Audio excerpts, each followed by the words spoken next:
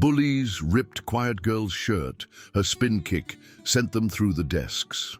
Bryn Castellanos kept her head down as she navigated the crowded hallways of Lincoln Memorial High School, her worn canvas messenger bag clutched tightly against her chest. At barely 5 feet tall, with stick-thin arms and legs that seemed too long for her small frame, she looked like a strong wind could knock her over. Her thick-rimmed glasses constantly slipped down her nose, and her unruly dark hair never seemed to cooperate, no matter how many times she tried to tame it with bobby pins. 3 months into the school year, she had managed to remain virtually invisible to most of her classmates, which was exactly how she preferred it. What none of them knew was that every evening after school, Bryn drove 20 minutes across town to Master Kim's Taekwondo Academy, where she had been training for the past 8 years. Her parents had enrolled her when she was young and awkward, hoping martial arts would give her confidence. Instead, it had given her something far more valuable: discipline, control, and the ability to break boards with her bare hands. Master Kim was a 60-year-old Korean immigrant who had competed in the Olympics before dedicating his life to teaching. He had seen something in the scrawny 8-year-old Bryn that others missed: a quiet determination and an almost supernatural ability to absorb technique. Under his careful guidance, she had earned her black belt by the time she turned 14, mastering forms that took most students years longer to perfect. "Power without control is meaningless," Master Kim would remind her during their private sessions. "But control without the will to use it when necessary is equally useless. You must learn to recognize when the time for walking away has ended." Those words echoed in her mind now as she navigated the hallways of Lincoln Memorial, her muscles remembering countless hours of practice, the snap of her kicks, the precision of her blocks, the devastating effectiveness of techniques designed to end confrontations quickly and decisively. But at school, she was just the quiet girl who sat in the back corner of every classroom, avoiding eye contact and praying no one would notice her. Unfortunately, someone had noticed. Brett Hawthorne was everything Bryn wasn't: tall, athletic, with the kind of easy confidence that came from being captain of the football team and dating the most popular girl in school. His sandy brown hair was always perfectly styled, and his Letterman jacket announced his status to anyone who might have missed it. He had 2 loyal followers: Jake Morrison, a stocky linebacker who laughed too loudly at Brett's jokes, and Kyle Patterson, whose family's money had bought him a spot in their inner circle despite his complete lack of personality. The first incident happened on a Tuesday morning near the lockers by the science wing. Bryn was quietly switching out her books when Brett appeared beside her, leaning against the adjacent locker with that smirk she had learned to dread. "Hey there, skeleton girl," he said, using the nickname that had somehow stuck, despite her never acknowledging it. "You know, I was thinking maybe you should eat a sandwich or something. You're making the rest of us look bad." Bryn's jaw clenched, but she kept her eyes focused on her textbooks. Master Kim had always taught his students that the greatest strength came from knowing when not to fight. "Violence should be the last resort," he would say, "used only when all other options have been exhausted, and only to protect yourself or others who cannot protect themselves." "I'm talking to you," Brett said, his voice taking on an edge. He reached out and slammed her locker shut, causing her to jump back. Jake and Kyle appeared on either side of him, blocking her escape route. "Sorry," Bryn mumbled, shouldering her bag and trying to squeeze past them. Brett stepped into her path, forcing her to stop. "Sorry what?" he demanded. "Sorry. I have to get to class." The 3 boys laughed, and Brett moved aside with exaggerated courtesy. "Of course. Wouldn't want you to be late for your advanced calculus, or whatever weird smart kid stuff you do." As Bryn hurried away, she could hear their laughter echoing behind her. She ducked into the nearest bathroom and locked herself in a stall, taking deep breaths and repeating the calming mantras Master Kim had taught her. She could handle this. She just had to stay invisible a little longer. But Brett Hawthorne had apparently decided that invisible wasn't an option anymore. The incidents escalated over the following weeks. Brett would accidentally bump into her in the hallways, sending her books flying while muttering fake apologies that fooled the teachers, but not her. Jake would make loud comments about her appearance whenever she passed their table in the cafeteria. "Is that a person or a scarecrow?" he would ask, causing eruptions of laughter from nearby tables. Kyle, ever the follower, would laugh and add his own cruel observations about her clothes, her hair, her posture. The psychological torment was methodical and relentless. They would save seats next to her in classes, only to move away dramatically when she sat down. They spread rumors that she had some kind of contagious skin condition, leading other students to avoid her. Brett even convinced a group of underclassmen that she was mentally unstable, warning them to be careful around the weird girl whenever she was within earshot. Each incident was carefully calculated to stay just below the radar of authority figures. They never did anything that would get them in serious trouble. They were too smart for that. Instead, they perfected the art of plausible deniability, always ready with innocent explanations for their cruelty. Mrs. Henderson, Bryn's English teacher, was too overwhelmed with her classroom of 30 students to notice the subtle torment happening right under her nose. Mr. Garcia, the vice principal, was more concerned with dress code violations and tardiness than with the psychological warfare being waged against one quiet girl. The other students either didn't notice or didn't care enough to intervene. The worst part wasn't the humiliation or even the fear. It was the way it made her question everything Master Kim had taught her. Every fiber of her being wanted to show these boys exactly what she was capable of, but she had been raised to believe that her skills came with responsibility.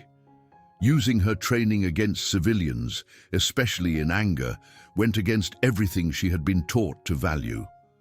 Then Oliver Chen transferred to Lincoln Memorial. Oliver was an exchange student from California, tall and lean with kind eyes behind wire-rimmed glasses and an easy smile that made Bryn's heart flutter whenever he looked in her direction. His dark hair was perpetually messy from running his hands through it when he concentrated, and he had a habit of wearing vintage band t-shirts that suggested depths beyond his engineering studies. He was studying mechanical engineering and had an infectious enthusiasm for robotics that reminded Bryn why she loved learning. Unlike most of his peers, who seemed content with surface-level interactions, Oliver genuinely listened when people spoke and remembered details that others overlooked. More importantly, he was kind to everyone, even to her. The first time she noticed him was in the library, where he was building some kind of elaborate contraption out of cardboard and rubber bands while muttering calculations under his breath. When their eyes met across the study tables, he had smiled and waved a screwdriver at her in greeting, completely unbothered by her startled expression. Most people either ignored her completely or stared with uncomfortable curiosity, but Oliver seemed to see her as simply another person worth knowing. They first spoke in AP Physics, where they were assigned as lab partners for a complex experiment involving pendulum motion. Oliver listened when she explained her calculations, treated her ideas with respect, and even laughed at her awkward attempts at humor. For the first time since starting at Lincoln Memorial, Bryn looked forward to coming to school. "You're really good at this," Oliver said one afternoon as they finished their lab report. "Have you thought about studying engineering in college?" Bryn felt her cheeks warm. "Maybe. I've always been interested in how things work." "We should hang out sometime," Oliver said casually. "There's this great science museum downtown, and they have a new robotics exhibit. I bet you'd love it." Before Bryn could respond, Brett's voice cut through their conversation like a knife. Well, well, well. Looks like Skeleton Girl found herself a boyfriend." Brett slid into the seat across from them, flanked by Jake and Kyle. "Hope you're not planning anything too physical, dude. She might break." Oliver's expression hardened. "Excuse me?" "Just looking out for you, man," Brett continued with mock concern. Trust me, you can do way better. I mean, look at her. Bryn's face burned with humiliation as every student in their vicinity turned to stare. She wanted to disappear, to melt into the floor and never resurface, but Oliver surprised her. "I think Bryn is brilliant," he said firmly, his voice carrying across the silent classroom. "And I think you're an idiot." The room erupted in whispers and nervous laughter. Brett's face darkened, his easy smile disappearing completely. "Watch yourself, transfer boy," he said quietly. "You don't know how things work around here yet." From that day forward, Oliver became a target too. It started small. Someone would accidentally spill something on his clothes, or his locker would mysteriously jam, requiring maintenance to come fix it with bolt cutters. His carefully organized engineering notes would disappear from his backpack, only to resurface days later scattered around the campus parking lot. Brett was smart enough to know that going after the popular, well-liked transfer student directly would backfire. Oliver had already made friends with several student government members and was being courted by multiple academic clubs. A direct assault would bring too much attention and sympathy. Instead, Brett focused his attention on making Bryn's life miserable whenever Oliver was around to see it. The humiliation was designed to drive a wedge between them, to make Oliver associate her with drama and chaos. Brett wanted Oliver to see her as a liability, someone whose friendship would only bring trouble. The breaking point came on a Friday afternoon in the cafeteria. Bryn was sitting alone at her usual table in the corner, picking at a turkey sandwich while reading ahead in her chemistry textbook. Oliver had stayed after class to talk to their physics teacher about an upcoming project, so she was by herself when Brett and his friends approached. "Hey, skeleton girl," Brett said, sliding into the seat across from her. "Where's your boyfriend?" "He's not my boyfriend," Bryn said quietly, not looking up from her book. "Good thing," Jake laughed. "Can you imagine? Poor guy would probably snap her in half." Kyle snorted. "If he could even find anything to grab onto." Bryn closed her book and started to stand, but Brett was faster. He reached across the table and grabbed her wrist, his grip tight enough to bruise. "Sit down," he commanded. "We're not done talking." "Let go of me," Bryn said, her voice barely above a whisper. Around them, the cafeteria buzzed with conversation, but no one was paying attention to their corner table. "Or what?"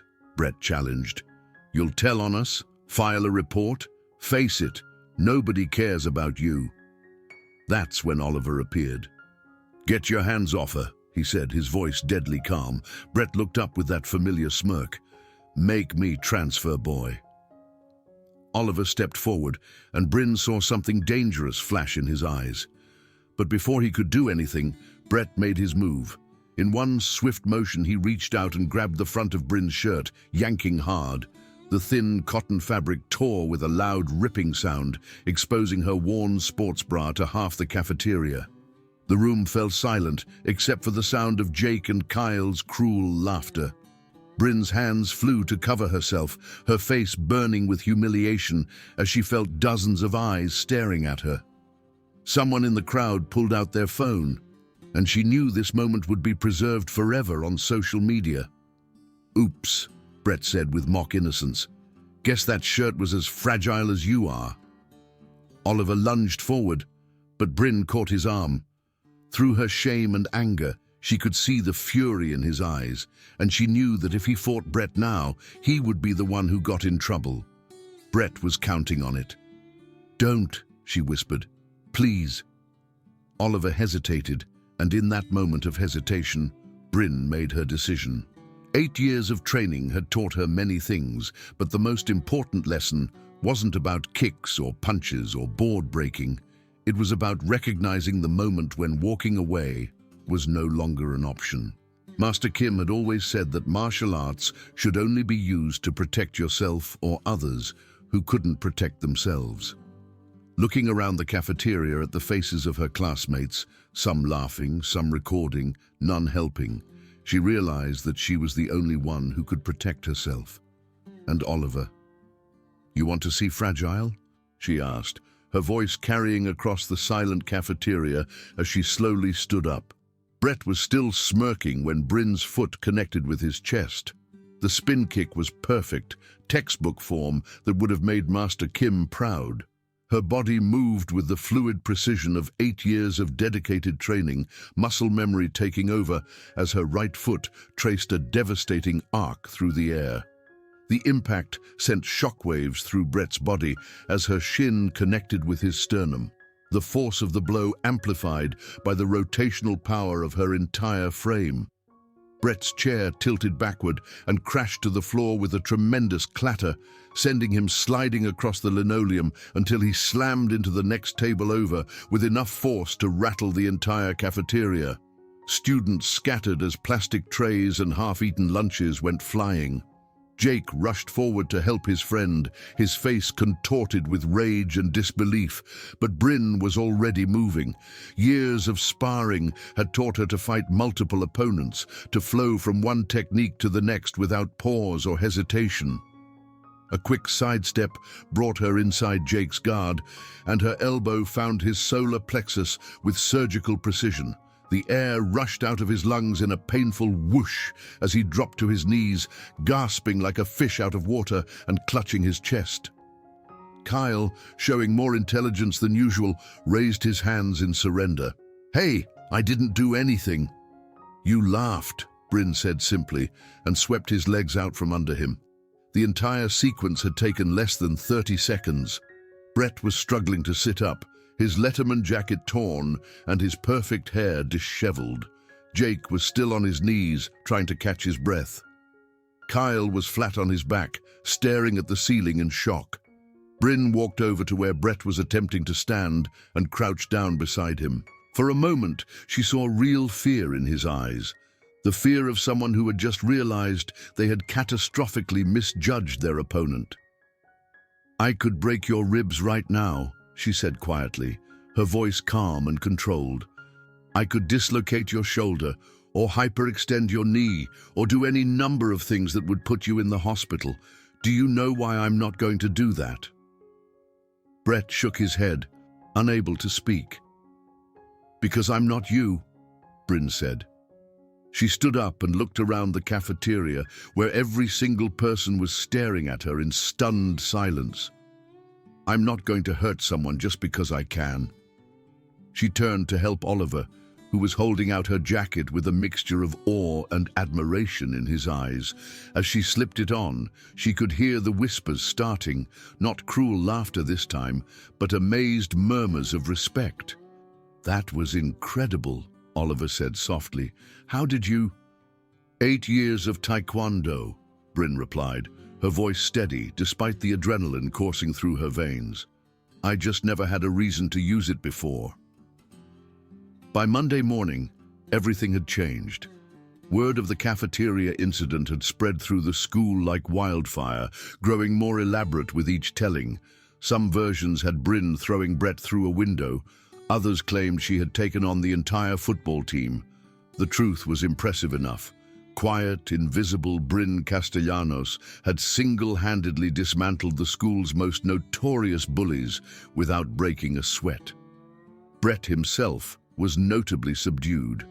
The humiliation of being beaten by someone half his size had clearly shaken him, and he seemed to understand that any attempt at retaliation would only make him look worse. When their paths crossed in the hallway, he looked away first. Jake and Kyle, meanwhile, had apparently developed a sudden interest in avoiding Bryn altogether. They would literally cross to the other side of the hall when they saw her coming, and their cruel comments had dried up completely. But the most significant change was in how the other students treated her. Teachers who had never noticed her before were suddenly calling on her in class.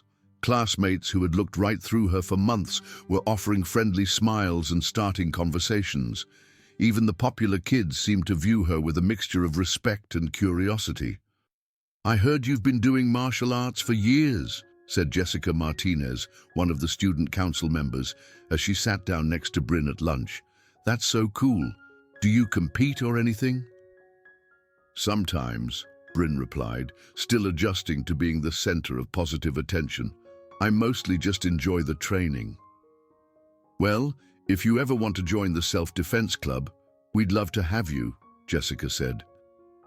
Actually, we'd love to have you teach some classes if you're interested.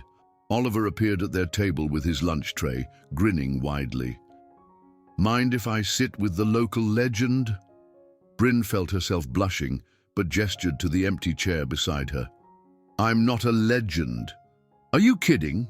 Oliver laughed. You're all anyone's talking about. That kick was like something out of an action movie. I just did what I had to do, Bryn said quietly. No, Oliver said, his expression growing serious. You did what was right. Brett and his friends have been tormenting people for years, and everyone just accepted it. You showed them that they don't have to. As if to prove his point, a sophomore girl Bryn didn't recognize approached their table. Excuse me, she said nervously. Are you Bryn Castellanos? Bryn nodded, and the girl's face broke into a relieved smile. I just wanted to thank you, she said. Jake Morrison has been making my life hell since the beginning of the year, but today he actually apologized to me. I think you changed something. After the girl left, Bryn sat in thoughtful silence. She had always believed that using her martial arts skills would make her no better than the bullies themselves. But Master Kim had taught her that true strength came from protecting those who couldn't protect themselves. Maybe, in standing up to Brett and his friends, she had done exactly that. The final confirmation came the following Friday, exactly 1 week after the cafeteria incident. Bryn was at her locker after school when she sensed someone approaching.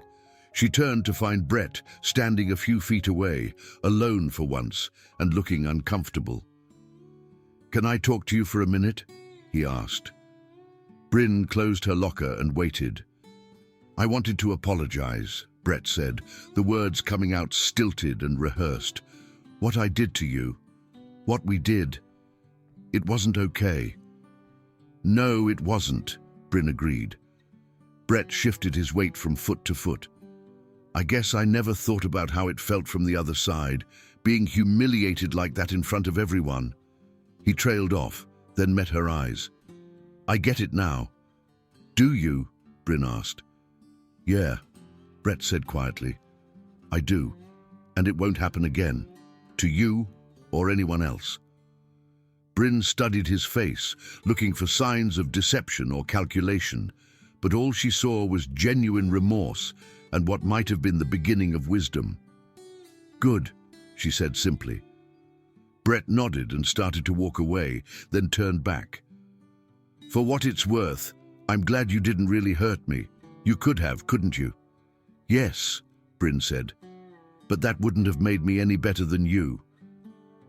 As Brett walked away, Bryn felt a sense of completion that had nothing to do with revenge or victory.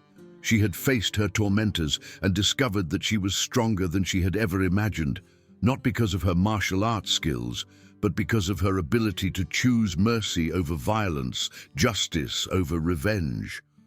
Oliver appeared at her side as if he had been waiting for the conversation to end.